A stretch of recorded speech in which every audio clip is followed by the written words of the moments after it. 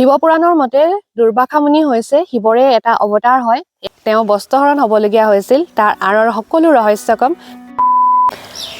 আপোনালোকে বাৰু কৰ্মফল বিশ্বাস কৰেনে? বৰ্তমান সমাজত যিহেতু ইমান ধৰণৰ ধৰ্মকে লৈ হওক কিবাকে লৈ হওক ইমান অপপ্ৰচাৰ চলি থাকে যিকোনো কামৰ, কিন্তু চব কামৰে কৰ্মফল থাকে। মহাকবি তুলসী দাসে তেখেতৰ ৰামচৰিত মানসত কৈ গৈছে যে কৰ্ম প্ৰধান বিশ্বাস কৰি ৰাখা, যো জেচা কৰেহি সো তস্য ফল শাখা।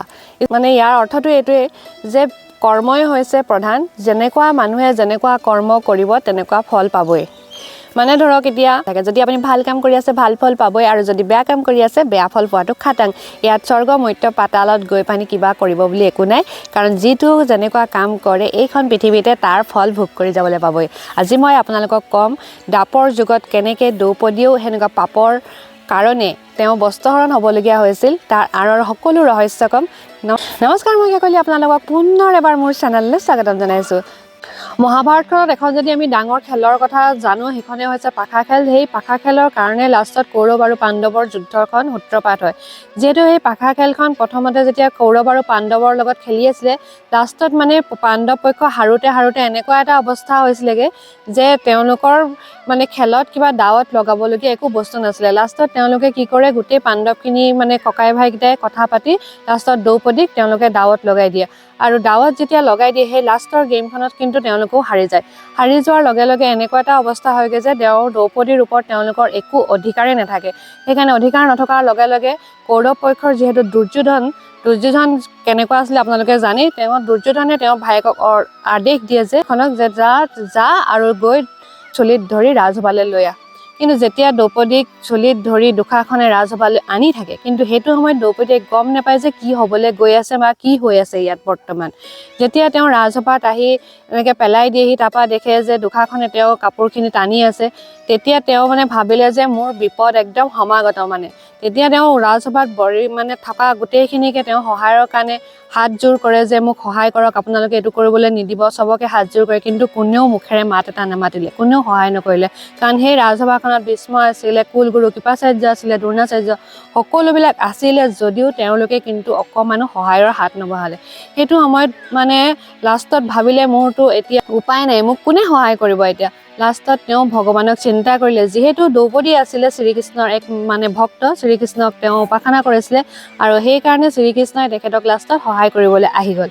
কিন্তু মই এইটো কাহিনী কোৱাৰ অৰ্থ এইটো নহয় যে মহাভাৰতৰ দ্ৰৌপদী বস্ত্ৰহৰণৰ কাহিনীটো, কিন্তু ইয়াৰ আঁৰতো কিছুমান ৰহস্য আছে। যিহেতু দ্ৰৌপদীয়ে যেতিয়া স্মৰণ কৰি আছিলে শ্ৰীকৃষ্ণক মোক সহায় কৰক বুলি, তেতিয়া শ্ৰীকৃষ্ণই যেতিয়া সহায় কৰি আছিল তাৰ মাজতে এটা দ্ৰৌপদীক কুৱেশ্যন কৰিছিলে যে শ্ৰীকৃষ্ণ যে ভগৱান মোক কিহৰ কাৰণে, মোক কি পাপৰ কাৰণে আজি এনেকুৱা এটা অপমানৰ কাৰণে মই এনেকুৱা এটা অপমানিত হ'বলগীয়া হ'ল ইমান ডাঙৰ ৰাজসভাত।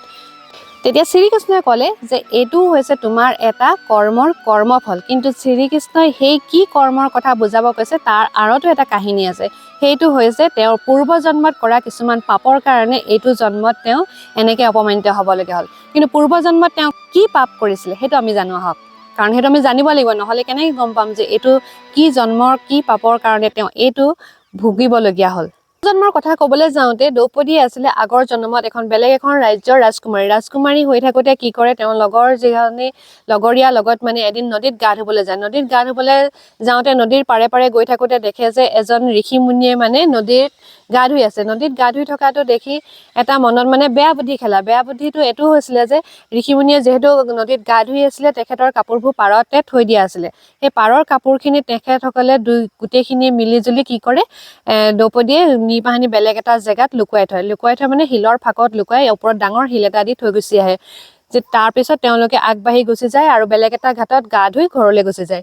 কিন্তু সেই ঋষিমুনি যেতিয়া গা ধুই উঠি আহে দেখে যে তেখেতৰ কাপোৰ নাই। তেনেকুৱা তেখেতৰ মানে নিজকে অপ্ৰস্তুততা ফিল হয়। কি কৰিম কি নকৰিমকৈ ইফালে সিফালে চাই ইডোখৰত বিচাৰে সিডোখৰত বিচাৰে, ক'তো বিচাৰি নাপায়। ঋষিৰ মানে বিৰাট ডাঙৰ খং উঠে। খং উঠাৰ লগে লগে তেখেতে হাও দিয়ে যে আজি যিগৰাকীৰ কাৰণে মোৰ আজি এনেকুৱা এটা অৱস্থা হ'ল তেওঁৰো এদিন তেনেকুৱা এটা অৱস্থা হ'ব। এনেকৈ কৈ মানে হাও দিয়ে। কিন্তু সেই হাওটোৰ কথা দ্ৰৌপদীয়ে গম নাপায়, আৰু সেইটো কাৰণেও সেই ৰাজসভাত তেখেতৰ তেনেকুৱা এটা হ'ল বুলি এটা প্ৰবাদ আছে। ইয়াৰ উপৰিও এটা বহুত ডাঙৰ এটা বেলেগ কাহিনীও আছে, সেইটো শিৱপুৰাণত লিখা আছে। শিৱপুৰাণৰ মতে দুৰ্বাসা মুনি হৈছে শিৱৰে এটা অৱতাৰ হয় আৰু শিৱ অৱতাৰে দুৰ্বাসা মুনিয়ে এবাৰ মানে গংগা নদীত গা ধুব যাওঁতে কি হয় বহুত মানে নদীৰ মানে যিটো ঢৌ বিলাক আহি থাকে নদীৰ যিটো হুট মানে বহুত স্পীডত আহি থাকে তেওঁ গাৰ কাপোৰখিনি লৈ হুটে উটুৱাই লৈ গুচি যায় তেওঁ এতিয়া বহুত অপ্ৰস্তুত হয় কি হ'ব কি নহ'ব কিন্তু অলপ দূৰত দেখে মানে দ্ৰৌপদীও গা ধুই আছিলে অলপ দূৰত দ্ৰৌপদীয়ে দেখে ঋষিমুনি তেনেকুৱা অৱস্থা দেখে তেওঁ কি কৰে নিজৰ গাৰ কাপোৰ আধা অংশ ফালি পাহানি তেখেতক দি দিয়ে আৰু সেইটোতে মানে দুৰ্বাসা মুনি বহুত বেছি সন্তুষ্ট হৈ পাহানি তেওঁক আশীৰ্বাদ দিয়ে যে তোমাৰো যদি কেতিয়াবা বিপদ হয় তোমাক বিপদত সহায় কৰিব একচুৱেলি এটাৰ পৰা যদিও হাও পাইছিলে যেতিয়া দ্ৰৌপদীয়ে এজন ঋষিৰ পৰা যদিও হাও পাইছিলে সেইকাৰণে তেওঁ তেনেকুৱা হ'বলগীয়া হ'ল কিন্তু যিহেতু দুৰ্বাসা মুনিৰ পৰা তেওঁ আশীৰ্বাদো পাইছিলে যে বিপদত সহায় কৰিব সেইকাৰণে শ্ৰীকৃষ্ণ একান্ত ভগৱানে তেখেতক সহায় কৰিলে সকলো সময়তে একচুৱেলি কি হয় সকলো কৰ্মৰে কৰ্মফল থাকে যিহেতু দ্ৰৌপদীও হাৰি যোৱা নাই গতিকে ভাল কাম কৰিলে ভাল ফল পোৱাটো নিশ্চিত কাৰণ মহাভাৰতৰ দিনৰ পৰা আজিলৈকে যিয়ে ভাল কাম কৰিছে সিয়ে ভাল ফল পায় আৰু যিয়ে বেয়া কাম কৰে তাৰ বেয়া ফল পোৱাটো নিশ্চিত আপোনালোকে বাৰু ভিডিঅ'টো চাই কেনেকুৱা পালে যদি ভাল পালে লাইক শ্বেয়াৰ আৰু কমেণ্ট কৰিবলৈ নাপাহৰিব আৰু এনেকুৱা ধৰণৰ ধুনীয়া ভিডিঅ' চাই থাকিবৰ কাৰণে মোৰ চেনেলটো ছাবস্ক্ৰাইব কৰিব তেন্তে পুনৰ লগ পাম নতুন এটা ভিডিঅ'ৰ সৈতে বাই বাই